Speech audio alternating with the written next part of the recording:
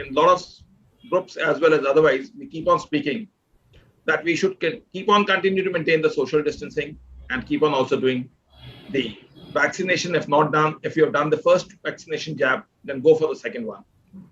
And today's session with Beyond Law, we have Trivikram and Associates, the common knowledge partners, where we take things forward with renowned speakers who take and make us understand, as they said, into simplified manner so that one can understand.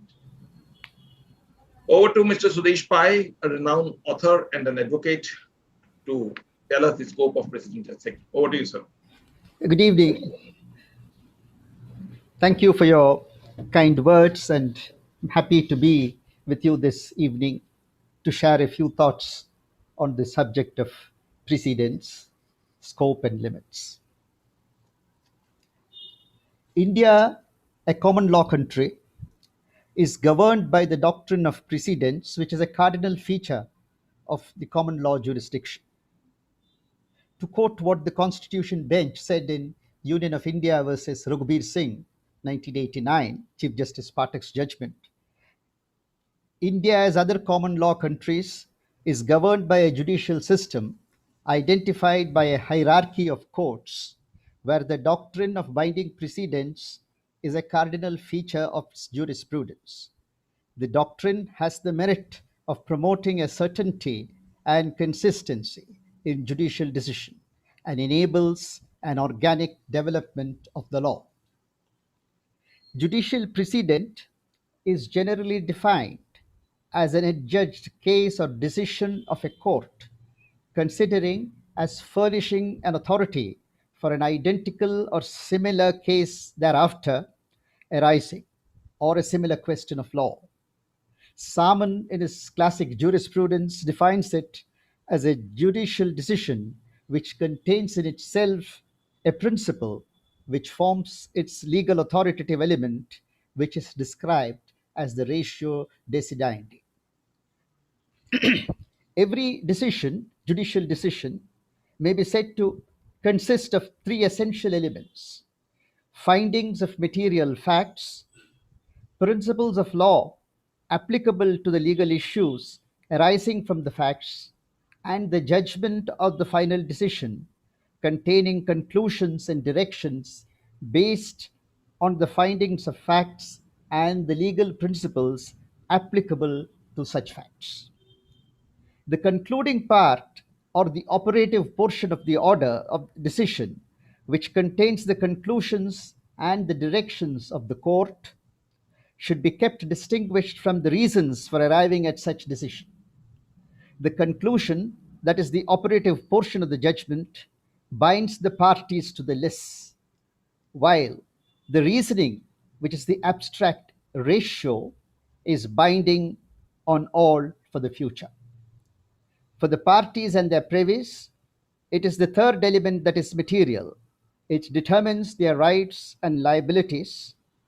However, it's the second material which is vital for the purpose of the doctrine of precedents. A decision is binding not because of its conclusions or the directions that the court may give, but because of the ratio, the principle that is decided in a case. The rule deducible from the application of law to facts and circumstances of a case constitutes the ratio. What is expressly decided, or what must be considered to have been decided by necessary implication by reference to the facts stated, constitutes precedents. Now, the concept has its origin in English common law. This is not contained in a code. We must bear in mind the great distinction between the common law, which we in India follow, and in all the other countries where the British ruled, and the continental law or the civil law. The doctrine of binding judicial precedents is not contained in any code, but it is continually distilled from a stream of a large number of cases decided by the courts over a period of time. Common law is generally judge made law, with principles of law devised and evolved by judicial decisions over the centuries. In the common law jurisdiction, Decisions of superior courts are binding as precedents and furnish a source of law. The, administ- the doctrine of precedents is the very foundation for the common law system. It's the basic principle of the administration of justice that like cases should be decided alike.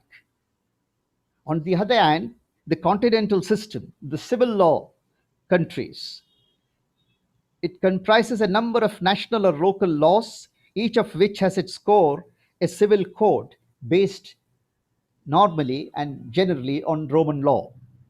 In the civil law jurisdiction, decisions of courts are not binding precedents or source of law. They are merely material for reference. The courts may be guided by them but not bound by them.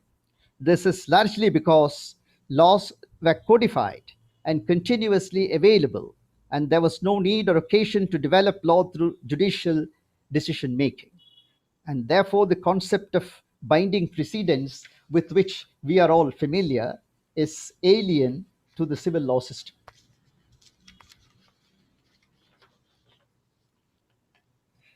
We have a beautiful classic book, Rupert, Rupert Cross and Harris, in their admirable work, Precedents in English Law.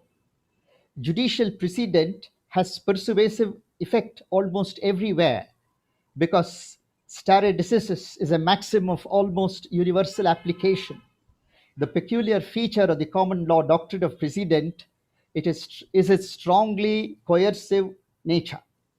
Judges are sometimes obliged to follow a previous case, though they have what otherwise would be good reasons for not doing so. Now, apart from this principle of common law, in India, the doctrine of binding precedent is constitutionally recognized and mandated. Apart from the fact that common law continues in India under the Constitution, also, we have express constitutional provisions dealing with this. The Supreme Court and the High Courts are courts of record, Article 129 and Article 215. Article 141 specifically lays down that the law declared by the Supreme Court shall be binding throughout the territory of India. Thus, the requirement to follow decisions of the Supreme Court as binding precedents is based not only on the common law principle but is a constitutional requirement and mandate under 141. And 144, Article 144 enjoins that courts and all other civil authorities act in aid of enforcement of the law declared by the Supreme Court. This, in a sense, is a little wider because while 141 applies only to courts, 144 enjoins all authorities to act in aid of the Supreme Court, law laid down by the Supreme Court. They are, in a sense, complementary provisions. The High Court is a court of record under Article 215 and has supervisory jurisdiction. The superintendence over all courts and tribunals within the territory where it exercises jurisdiction under Article 227. And by implication, all such courts and tribunals are bound by the decisions of the High Court, which is exercising supervision over them. Implicit in the power of supervision conferred on a superior court is that courts and tribunals, subject to its supervision and superintendence, should conform to the law laid down by the High Court, which would be binding on all authorities and tribunals. This was expressly laid down by the Supreme Court in East India Commercial Company versus Collector of Customs in 1962 Supreme Court. Now, two concepts, res judicata and precedents, are basic to the administration of justice system in India or in all common law countries. Precedents enunciating rules of law form the foundation for the administration of justice. Rules of law laid down in a dispute affect parties to the dispute and strangers differently.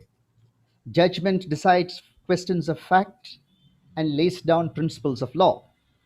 The decision on facts binds the parties to the lists and operates as res judicata in any future litigation between them.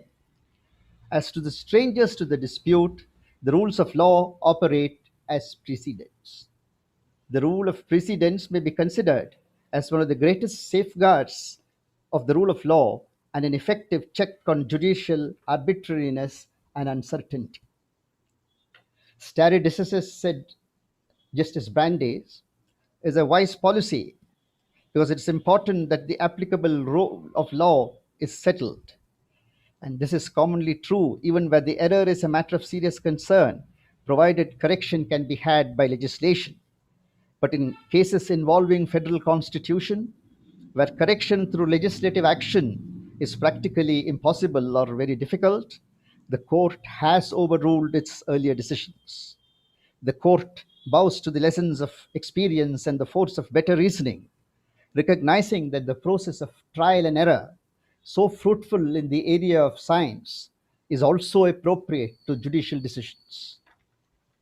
Now, fidelity to a precedent, which is the policy of stare decisis, is vital to the proper exercise of judicial function because it promotes even handed, predictable, and consistent development of legal principles, fosters reliance on judicial decisions, and contributes to the integrity of the judicial process. This does not, however, mean that one should be a slave to precedents. Departure from them is necessary whenever warranted. Long ago, more than 2 centuries ago, Lord Mansfield, the great Chief Justice, very insightfully remarked, the reason and spirit of cases make law, not the letter of particular precedents. More than the actual decision, attention has to be paid to the principle underlying a decision, for no precedent can justify any absurdity. And notwithstanding the importance of maintaining the authority of long established cases, the doctrine of stare decisis, important as it is not of universal application. When earlier decisions are plainly wrong, when there is a weakness in its reasoning resulting in injustice, it is the duty of the court, the final court particularly, to overrule them. As Lord Macmillan said, precedents should be stepping stones, not halting places. The inn that shelters the pilgrim for the night is not the journey's end. The law, like the traveler, must be ready for the morrow. But this does not, however, mean that the weekly change in the composition of benches should also see such change in these rulings.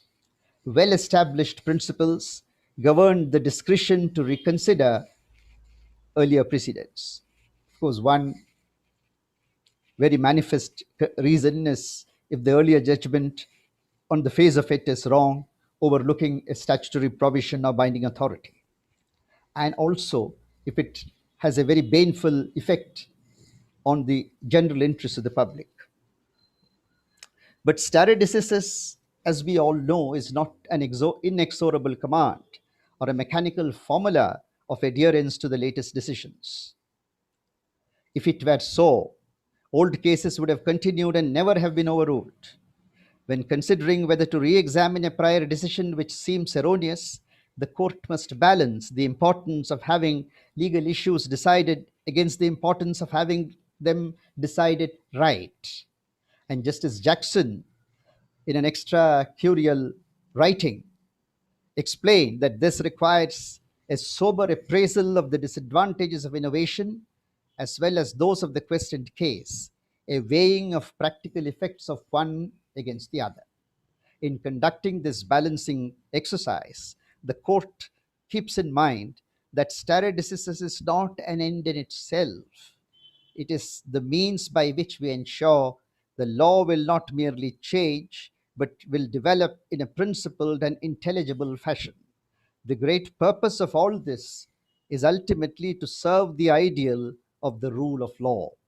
It would follow that when fidelity to any particular precedent does more to impair this ideal than develop it, the court must be willing to depart from the precedent.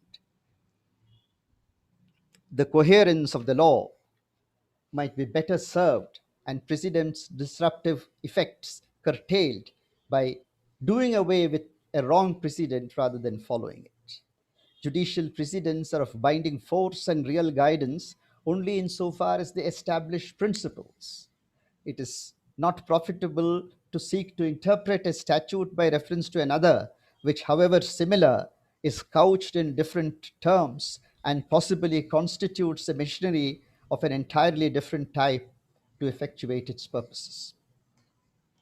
Now, when we talk of precedents, the most important aspect of this is perhaps identifying a ratio in the judgment.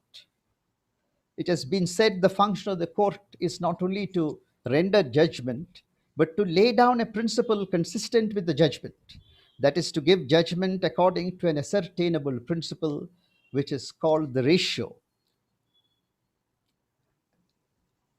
Whenever points of law are raised, identifying the ratio in a precedent is of utmost importance both for the theory and the application of the rule of precedence. Various methods have been suggested.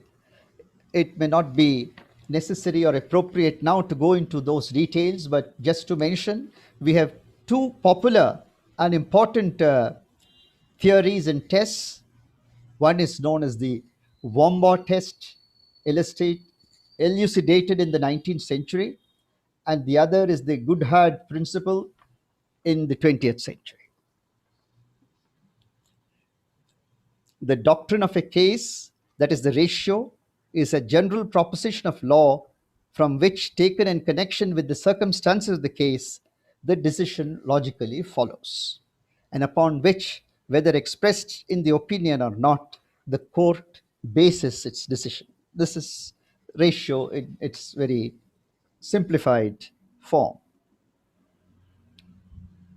The principle or ratio of the case is found by taking account of the facts treated by the judge as material and his decision based on those facts. In finding the principle, it is necessary to establish what facts were held to be immaterial by the judge, for the principle may depend as much on exclusion as on inclusion. The ratio of a case may be said to be any rule expressly or impliedly treated by the judge as a necessary step in reaching his conclusion, having regard to the line of reasoning adopted. Only those propositions which are considered necessary for the decision are said to be part of the ratio. A judge in a later case is bound by precedent would mean he must apply the earlier ratio whether he likes it or not. As Professor Allen in The Law in the Making observed, any judgment of a court is authoritative only to the part of it called ratio decidendi, which is considered to have been necessary to the decision of the actual issue between the litigants. It is for a court of whatever degree which is called upon to consider the precedent to determine what the true ratio was.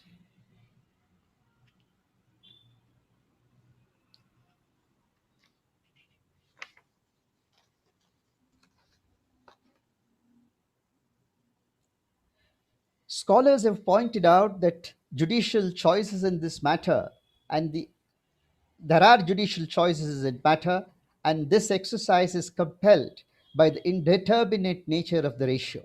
It is, of course, to be emphasized that judicial choices is not the same as judicial arbitrariness. The choice is essentially between alternative decisions and modes of reaching them presented to the judge by authoritative materials of the law. Judicial choices lie within the matrix of the rule of stare decisis. The skill, experience, and wisdom with which these choices are made when they present themselves lie at the heart of the puzzle in common law, that we follow the rule of binding precedents, yet there is always a perpetual change and development of the law. These two are reconciled by this judicial choice and wisdom.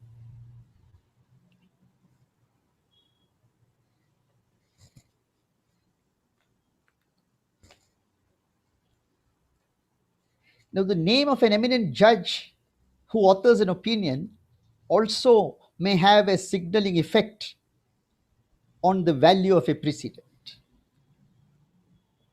Scholars have also referred to an idea called super precedents. What do we mean by that? Super precedents are cases that no judge would normally overrule, even if he disagrees with the interpretative provisions from which the precedent proceeds. It is said to be a construct employed to signify the relatively rare times when it makes sense to recognize that correction of a decision is secondary or less important consideration than its permanence. The point at which a well settled practice becomes, by virtue of being well settled, practically immune to reconsideration is the point at which a precedent may be said to have become a super precedent. Nothing becomes a super precedent unless it is widely and uniformly accepted, not only by the courts and the legal fraternity, but as much by other authorities and the general public as well. Now, cases like Brown versus Board of Education, Ridge versus Baldwin, Keshwananda Bharati, these could fall in the class of super precedents. It is also important that a case may have more than one ratio. This is because a judge may give two reasons for its decision, and whether a judgment is a single judgment or there are concurring judgments contained in the same case is not very material. If a judge gives two reasons for his decision, both are binding, and it is not permissible to pick one as being supposedly better and ignore the other, nor does it matter which reason comes first. This was recognized by Lord Macdonald in Commissioner of Taxation versus Palmer, where he said, it's 1907 Privy Council, it is impossible to treat a proposition which the court declares to be distinct and sufficient ground for its decision as mere dictum, simply because there is also another ground stated upon which, standing alone, the case might have been determined. And this rule goes even further back to 1884, Crowther versus Thorley. The Supreme Court, Justice Rohinton Nariman's judgment in Triple Talaq case, contains a detailed discussion of this. Now, ratio is a concept peculiarly appropriate to a single judgment. But then we do not have single judgments always. Multiple member benches quite often deliver multiple judgments, and that has its own advantages, no doubt. There can be considerable difficulties when more than one judgment is delivered and different judgments do not concur, although they may reach the same result. Broadly, three situations may arise. First, where a majority of judges allows or dismisses a case on one ground, whereas the minority concurs in the result on some other ground, that is, they don't concur with the reasoning. The ratio then is that which is concurred in by the majority, and that is binding.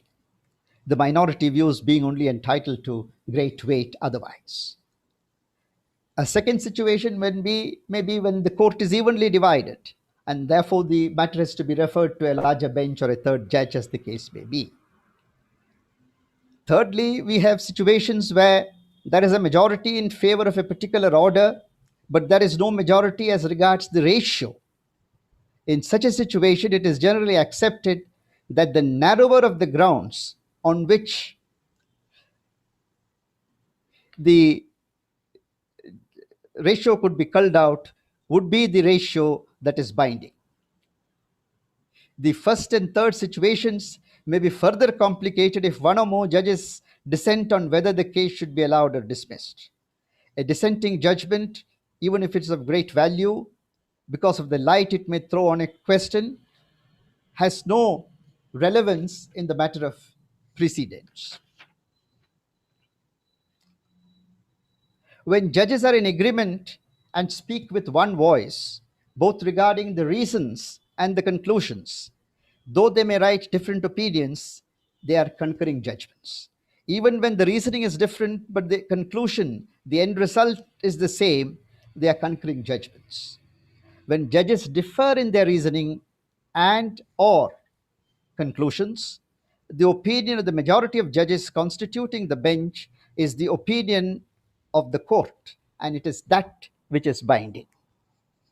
Courts may speak with one voice or a plurality of voices. Indeed, polyvocality of judgments has enriched our jurisprudence. Why do judges dissent? And what is its significance?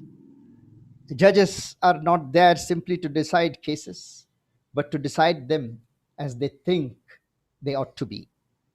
The oath which a judge takes is not a composite oath, but individual one. And in passing his judgment, a judge discharges an individual duty imposed on him by his oath, and he cannot automatically accept the views of others which have not convinced him or have created some doubt in his mind. This is the philosophy and the raison d'etre of dissents. Dissents are not a disadvantage. Dissents demonstrate the health and vibrancy of the judicial system.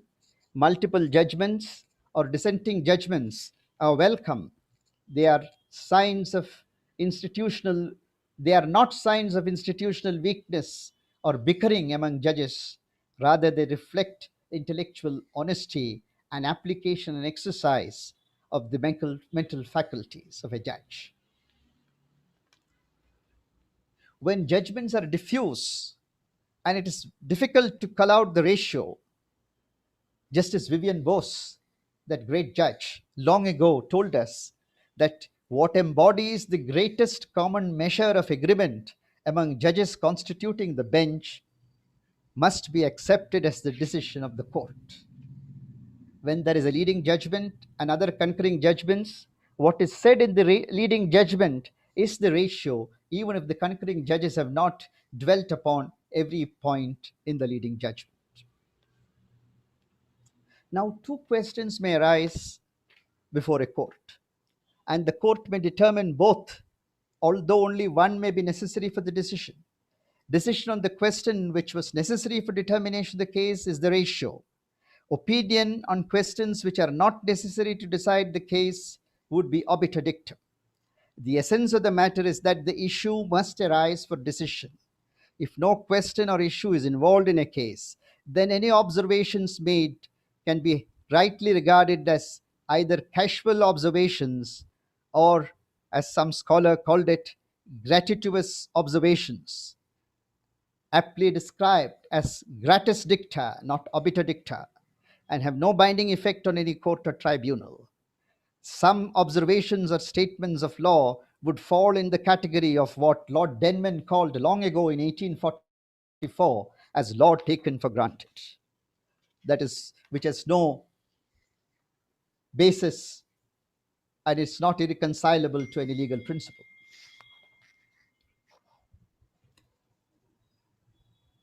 I would just give one reference of a Supreme Court decision. The Cuso-Mignon's 2004 is a typical example. A writ petition was filed in the Delhi High Court questioning the validity of a central enactment. It was dismissed for lack of territorial jurisdiction. In appeal, the Supreme Court, the only issue canvassed was that it could be filed in the Delhi High Court because the seat of the Union was in Delhi. This was turned down by the Supreme Court, which dismissed the appeal, and I would submit rightly so. However, there was a casual observation. An order passed on a writ petition questioning the constitutionality of a parliamentary enactment, whether interim or final, keeping in view the provisions of 226(2), will have effect throughout the territory of India. Now, this does not appear to have any basis. It is clear that 226(2) has nothing to do with the binding effect of a High Court judgment. The only purport of that provision is it empowers the High Court to issue a writ against anyone residing within its jurisdiction of the cause of action wholly or in part arose within its jurisdiction. The reason for a High Court decision to be binding is, as I mentioned, its the power of superintendence under Article 227, which was very emphatically laid down by that great judge, Justice Subbarao, in 1962. So these kind of observations are not even obiter, they are, to say the least, if at all, gratis dicta. When an issue is not raised or argued, a pronouncement on that would have no precedential value under Article 141. This is what Justice Murtaza Fazal Ali said in 1980 in Rajapur Ruda Meha versus State of Gujarat. A decision by a court after pondering over the issue in depth would not be a precedent if no issue was raised and argued. A decision not founded on reasons, as also one arrived at without application of mind or without reference to relevant statutory provisions, is not binding as a precedent under Article 141. If we go by this reasoning, even Maneka Gandhi did not lay down any binding precedent. Of course, it is a great case. The reason for my saying this is there was nothing left to decide. In that case, the then Attorney General, the Venerable S.V. Gupte, had walked into the court and told the seven-judge bench that the Union of India virtually conceded the question. There was nothing really for the court to adjudicate and pronounce upon. Yet the judges wrote elaborate judgments on points that neither were argued nor arose for decision. Possibly the judges were making amends after the lifting of the emergency and the infamous ADM Jabalpur case. However, what has been laid down therein has been reiterated by later benches when similar issues arose, and therefore, in that sense, it would have precedential value. Now, what is binding as a precedent is a ratio. An obiter is not binding, it's only the ratio that is authoritative. Of course, the obiter of the Supreme Court is entitled to great respect. A decision per incurium is one in ignorance of a statute or rule of judgment having the force of law. A decision is said to be sub silentio when a particular point of law involved in the decision is not perceived by the court or it's absent to his mind. Now, there is also the distinction between overruling and reversal and its effect. Now, even if a judgment is rendered per incurium, it is only denuded of its precedential value. The binding nature of the inter partes is not affected by the decision being per incurium. When there is overruling of a decision as contrasted with its reversal, the finality of the operative order between the parties is not overturned. Where the law is changed, a larger bench overruling the ratio of a particular case, the order inter partes in that case is not disturbed, nor the determination in any other case based on the ratio of the presently overruled case when such a case was a binding precedent.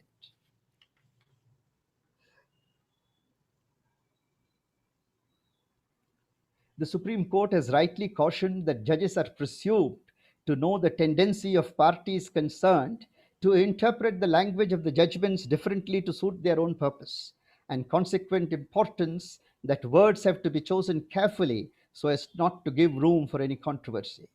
Of course, many times this caution is observed more in breach than observance.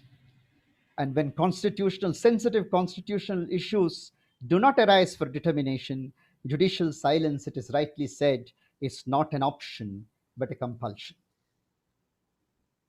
There can be no reopening of a case every time a novel thought strikes a legal brain, is how Justice Krishna Iyer put it very picturesquely. For a decision which is otherwise binding does not lose its authority merely because it was badly argued, inadequately considered, or fallaciously reasoned. It cannot be assailed on the ground that it did not consider particular argument, provided the point to which the argument relates was decided.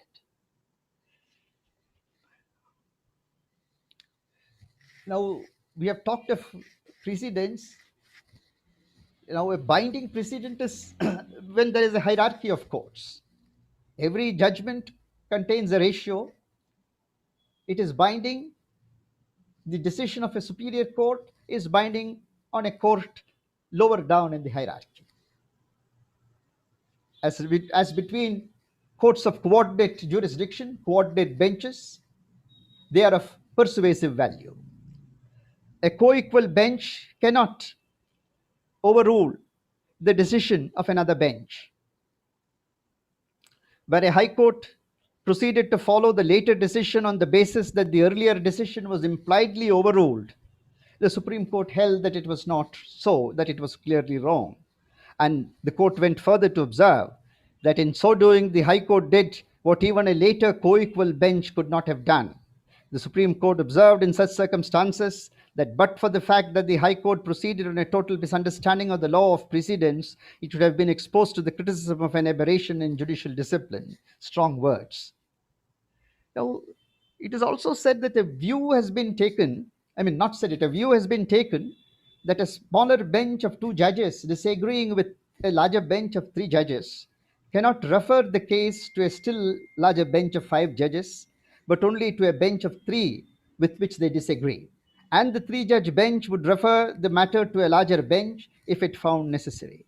In my very respectful submission, this is debatable. I do not see what could be wrong if a two judge bench disagrees with a three judge bench to refer to a five judge bench. In fact, that would save a lot of judicial time. Of course, what cases would warrant such reference would depend on the facts of each case. And it is also, not uncommon that sometimes two judge benches are overruled by a three judge bench with a split verdict of 2 is to 1. It again, in effect, means two judges overruling two. Of course, technically, it's perfectly all right, but I would think that in such situations, it would be advisable for a three judge bench to refer it to a larger bench to have a more authoritative pronouncement. Now, the distinction between Article 141 and 142 has to be clearly borne in mind. Article 141 lays down that the law declared by the Supreme Court is binding on all courts and tribunals in the country.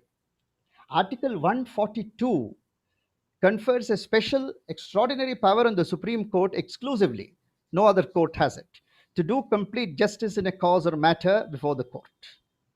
Many times, after the law is declared, the court gives some directions in the operative portion of the judgment. Such directions are clearly in exercise of powers under 142 and not declarations of law binding under 141. And other courts are not to follow them. In fact, the Supreme Court very pithily, Justice L.M. Sharma, speaking for the court in 1992, State of Punjab versus Surinder Kumar, very neatly said, the high courts should do what the Supreme Court says. That is what is said under 141, not what the Supreme Court does, what they do under 142. A mere expression of disapproval by a later bench does not mean that the earlier decision is automatically overruled. It is also immaterial whether a majority decision is arrived at by several judges on different grounds and different processes of reasoning. The ratio is what matters. Now, when a special leave petition is dismissed without any reason, there is no law declared. When it is with reason, then there is a law declared under 141. Non speaking orders and consent orders do not declare any law and do not constitute precedents. As I said, binding depends on the hierarchy of courts. The decision of a higher court binds the lower. There are two aspects. One is the declaration of law, the other is its binding nature. The decision of a court is law, although not binding on any superior court, while the decision of a superior court is binding on a court lower in the hierarchy. Now, when we talk of all this, it is also important to remember that judgments and observations in judgments are not mathematical formulae. They are not to be read, as the court has said very often, as Euclid's theorems or provisions of a statute. Judicial pronouncements are in the setting of the facts of a particular case. To interpret words and provisions of a statute, it may become necessary for judges to embark upon lengthy discussions, but discussion is meant to explain and not to define. Judges interpret statutes. Their words are not to be interpreted as statutes. Precedents are not to be read as statutory provisions.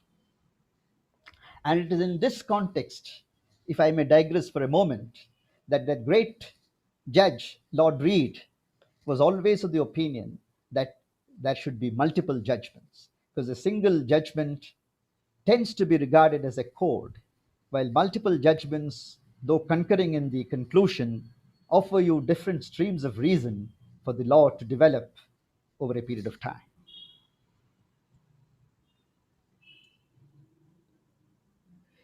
The doctrine of binding precedents is very important in matters of business and commerce and industry, property, inheritance, because people can know and be certain and arrange their affairs based on settled legal position. Precedents ensure uniformity and consistency in decision making, equality in treatment, and judicial discipline. A lawyer can advise his client with some amount of certainty.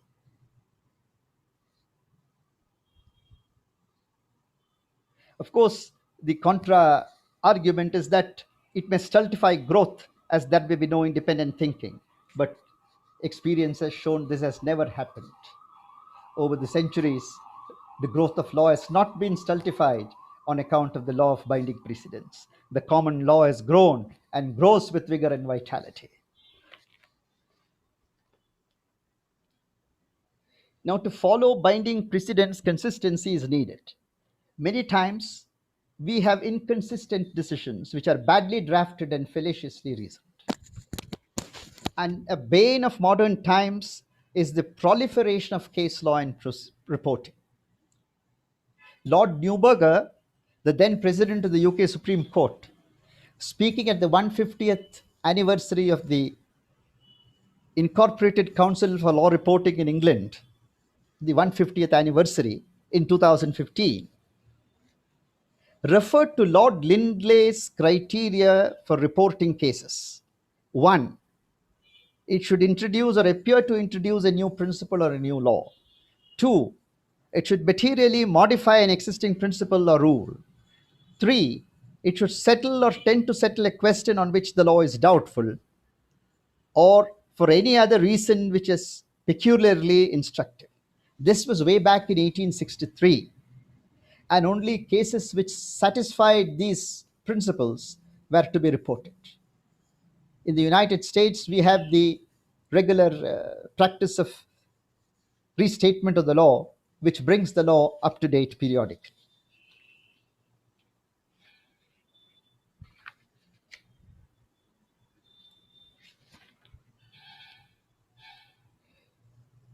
Now, with the proliferation of cases and the reports, one suggestion is that only constitution bench judgments or three-judge bench judgments are reported, should be reported, sorry. But then it is not uncommon that even matters of great importance are decided by two-judge benches also. Therefore, it may not be advisable to adopt that as a rule. Of course, what matters to be referred to constitution benches under Article 145 is another topic for another day, because that can be a topic by itself.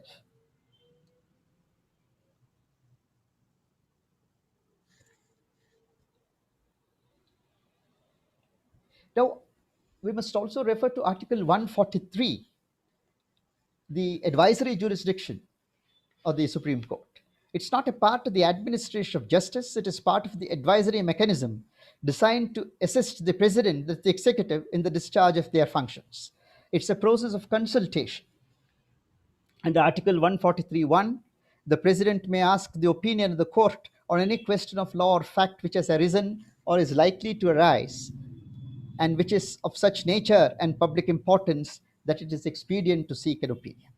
Under 143.2, the President may refer a dispute arising out of any treaty, agreement, etc., executed before the Constitution, but which continues to operate. Now, under 143.1, answering a reference is discretionary for the court. But under 143.2, it is mandatory for the court to record its opinion. Now, the opinion rendered under 143, though not strictly a binding precedent, it is now settled that all courts in India, other than the Supreme Court, would be bound by the opinion, even when it is given under the advisory jurisdiction.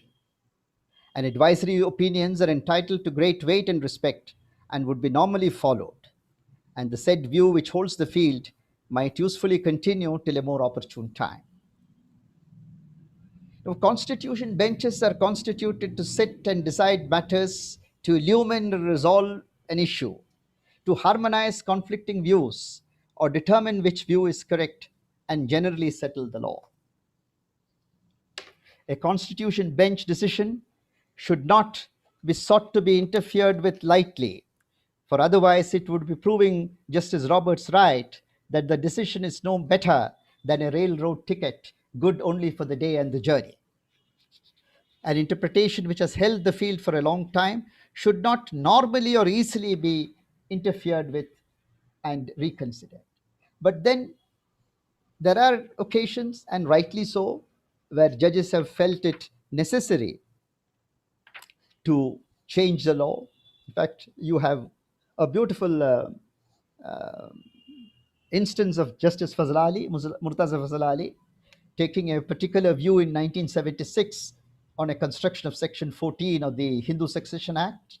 And the very next year, the learned judge in Tulsamma versus Seshareddy in 1977 accepted that his view the previous year was wrong and changed his view. You have the example of the House of Lords in 1985, Anderton versus Ryan, taking a particular view of a statutory provision in criminal law, which was severely, very stringently criticized by Professor Glanville Williams.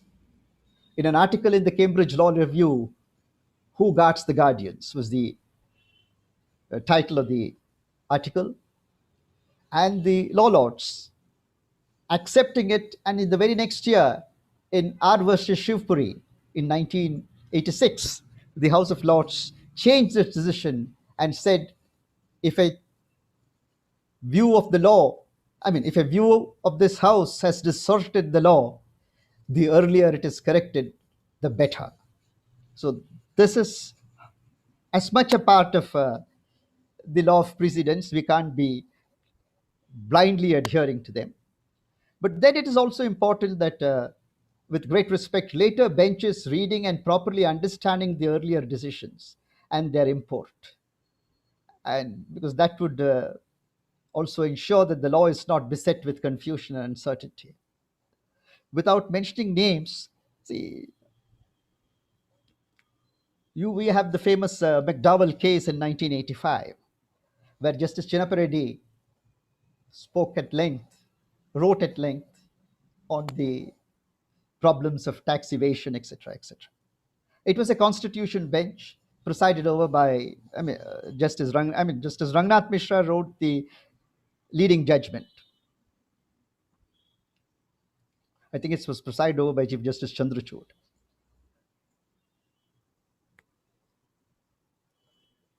Justice Chinnappa Reddy wrote a separate detailed judgment dwelling upon the problems and legitimacy of tax planning and tax avoidance.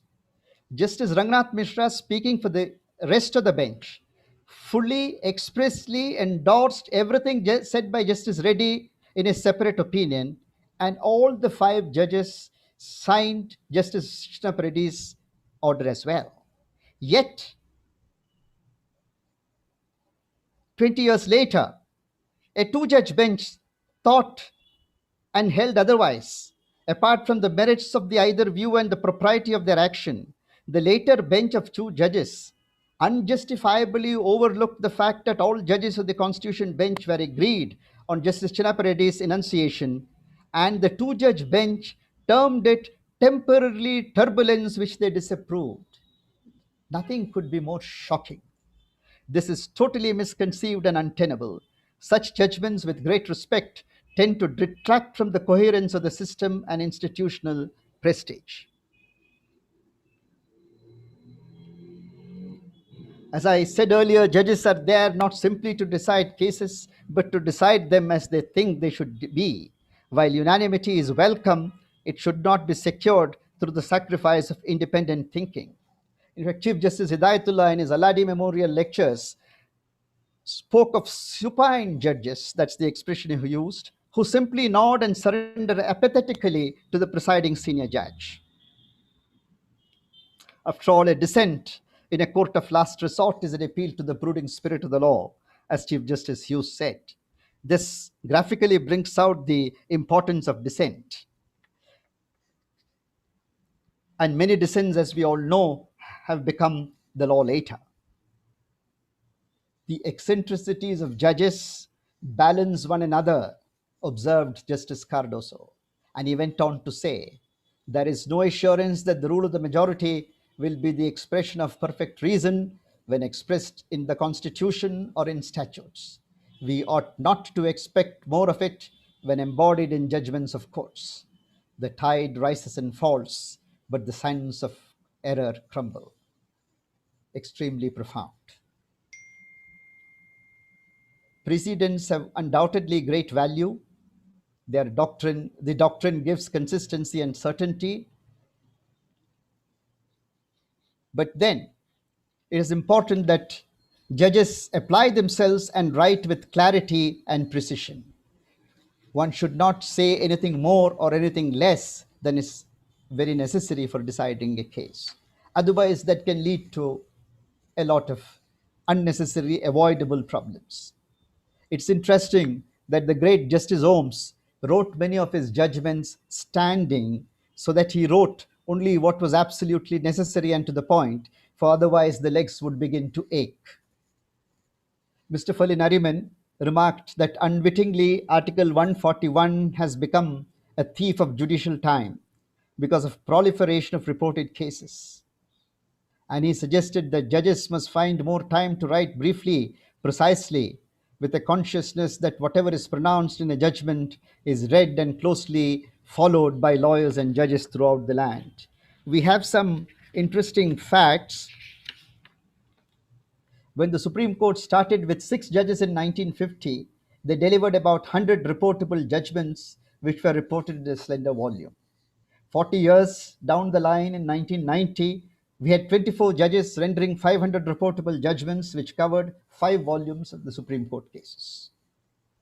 By 2015, the judge strength was 31. About 2,000 decisions were reported in a year, 14 volumes of SCC covering them, and now we have 16, 17, and even 20.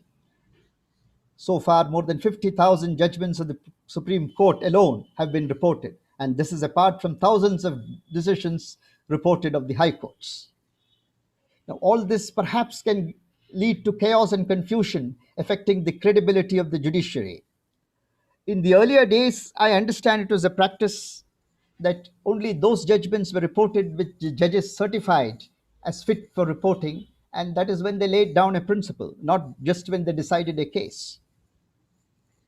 It may be useful to go back to that, though, of course, law reporters would not find it commercially viable to follow what I say.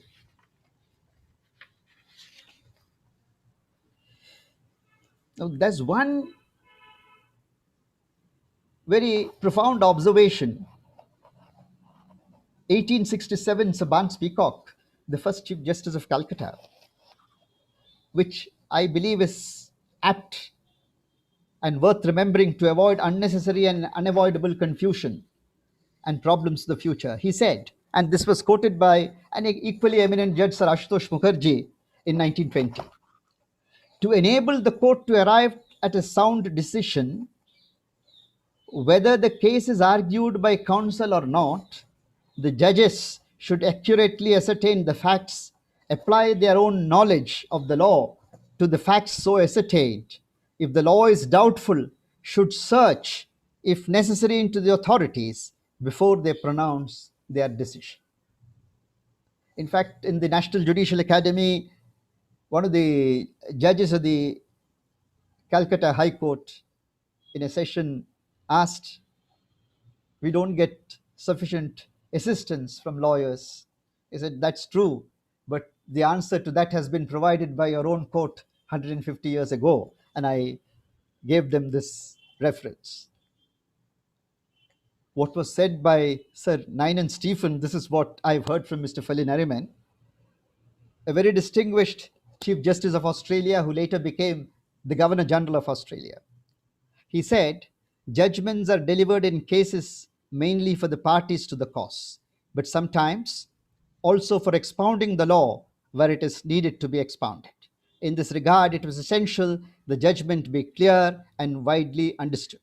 For this purpose, he suggested that judges themselves should add an opening paragraph to their judgments, explaining in a few words what the case was all about and what was decided." I think this is a prescription very valid for all time and everywhere. Thank you very much for your patience and courtesy.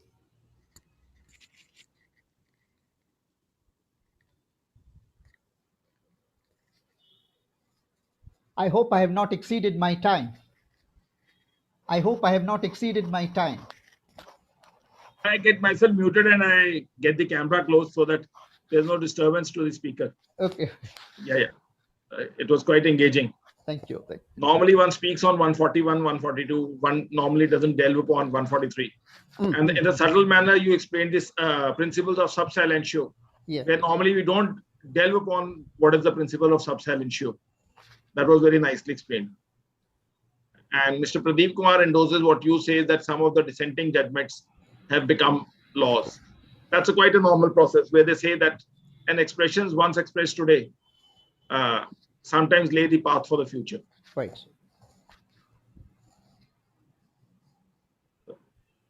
You explain in such a manner, at least on the listening platform, we haven't.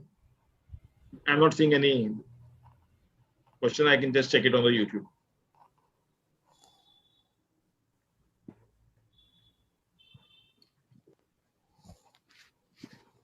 No, sir. And I will just check it on the Facebook also.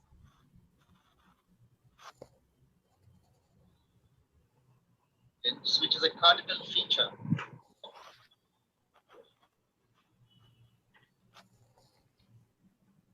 No, sir. So it was quite an engaging session, and probably the way you write your books, that was one of the manner that you expressed it in a much better way.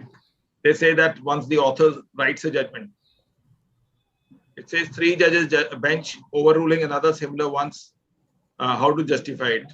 Probably you will have to read those judgments on that section 24, where it can or where it can be referred to a larger bench. You can't justify until unless it has been overruled or that judgment was passed. You can say it's a per incuriam judgment. Yes, sir. So thank you to all those participants who are watching us live on the Facebook and on this platform, and to Mr. Sudhish Pai, who has expressed in a very simplified manner that one could understand everything. And it was quite giving insights on a deeper topics which we normally discuss, but the deeper inroads of the mindsets of the legal minds has been very nicely been explained. Thank you, everyone. Stay safe, stay blessed. Jai Hind. Namaskar. Thank you.